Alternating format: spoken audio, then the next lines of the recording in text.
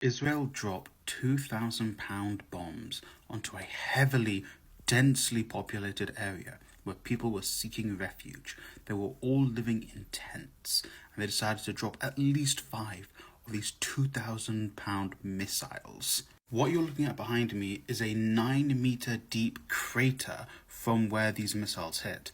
And where these missiles hit, there were tents where people were seeking refuge because Israel already destroyed their homes.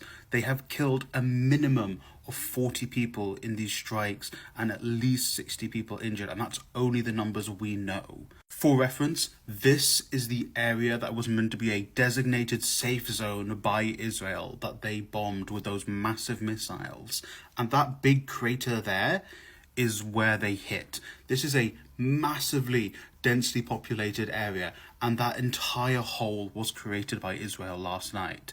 Do you see how disgusting it is for this entirely densely populated area, in tents no less, to have been hit by huge, high power weapons? And this is why people are so desperate for there to be at least an arms embargo. An arms embargo is there. A ceasefire is there. The end to the occupation is the goal. And our governments can't even do this. They can't even stop giving weapons to do that, because you know those missiles were created by the United States. And you have both presidential candidates saying to you, we're going to keep giving Israel those bombs. You have Joe Biden saying, I'm going to keep giving Israel those bombs. You have Britain saying, we're going to keep giving you those bombs, but only 30 folks can't give you those bombs. The other 320 still can.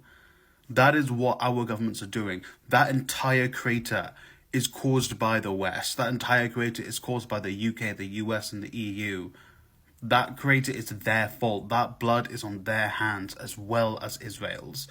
And that is why you keep going to marches. That is why you keep going to your elected officials and pestering them. That is why you keep donating. That is why you keep talking about this. Because they don't want you to talk about that. They don't want you to talk about those at least 40 lives that were taken. They don't want you to talk about that 9-meter crater.